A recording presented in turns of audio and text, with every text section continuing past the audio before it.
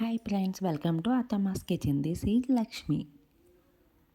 ఈరోజు మన రెసిపీ వచ్చేసి చికెన్ మొగలై బిర్యానీ.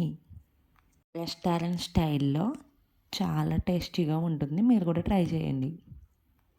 కోడిగుడ్డు, చికెన్ అన్ని ఫ్లేవర్స్తో పీల్చి చాలా సూపర్గా ఉంటుంది. పిల్లలు చాలా ఇష్టంగా తింటారు. మీరే చూడండి. దీనికోసం ముందుగా చికెన్ని కొంచెం సాల్ట్, నిమ్మరసం వేసి క్లీన్ చేసి ఒక పక్కన పెట్టుకోండి.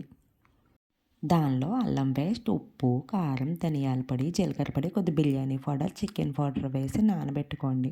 తర్వాత అందులో పెరుగు కూడా ఒక పావు లీటర్ వేసి నానబెట్టండి. కొంచెం నెయ్యి కూడా వేయండి. అలా ఒక గంట నానబెట్టుకోండి. తర్వాత దాంట్లో కొంచెం కొత్తిమీర, కరివేపాకు కూడా వేయండి. ఈలోపు బాస్మతి బియ్యాన్ని కడిగి ఒక పక్కన పెట్టుకోండి.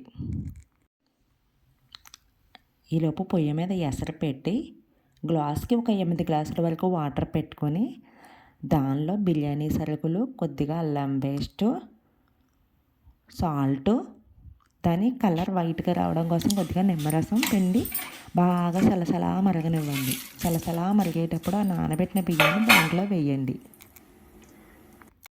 ఆ తర్వాత ఒక పొంగు రానిచ్చి ఒక్క క్షణం ఉడకగానే తీసి దానిని నానబెట్టిన ఆ చికెన్ దాంట్లో పరవండి.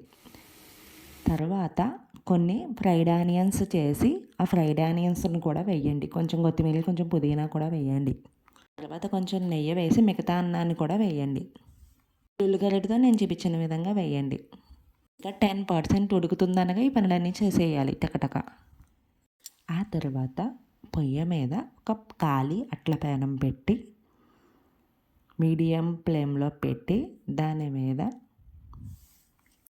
ఇప్పుడు మనం వేసుకున్న చికెన్ బిర్యానీ మిశ్రమం ఉన్న పాత్ర పెట్టి పక్క పొయ్యి మీద ఆయిల్ వేసి ఎగ్స్ వేసి కొంచెం పెప్పర్, సాల్ట్, కారం వేసి ఫ్రై చేసుకొని పెట్టుకొని దాన్ని పై పొర కింద వేయాలి. వేసి మూత పెట్టి దానిని హై ఫ్లేమ్లో 10 మినిట్స్, లో ఫ్లేమ్లో 15 మినిట్స్ వరకు దమ్ చేయాలి. అంతే, తయారవుతుంది గుమ్మలాడుతూ మన చికెన్ మొగలాయ్ బిర్యానీ. ఇది రెస్టారెంట్ స్టైల్లో చాలా పీసెస్ అన్నీ విడివిడిగా అన్నం పొడపొడలాడితే చాలా టేస్టీగా ఉంటుంది. వారు అమృతంలా ఉంది అనవలసిందే. దీనికి వేరే కర్రీ ఏమీ అక్కర్లేదు, పెరుగు చట్నీ ఉంటే చాలు. ఈ ఫ్రైడ్ ఆనియన్స్ ఇంట్లోనే మనం ఉల్లిపాయలు పొడవుగా కట్ చేసుకొని డీప్ ఫ్రై చేసుకొని ఒక బాక్స్లో స్టోర్ చేసి పెట్టుకొని కావాల్సినప్పుడల్లా కూడా వాడుకోవచ్చు కూడా. అలా బాక్స్లో పెట్టుకుని ఏదైనా కర్రీ అర్జెంటుగా వండుకున్నప్పుడు ఉల్లిపాయల బదులు అవి వేసి కూడా కర్రీ కూడా వండుకోవచ్చు. ఇదొక టిప్. ఇక్కడ చికెన్ నానబెట్టేటప్పుడు అందులో కొంచెం నూనె, కొంచెం నెయ్యి వేయడం మరవకండి. అయితే తయారవుతుంది మన tasty biryani. Please subscribe, like and share.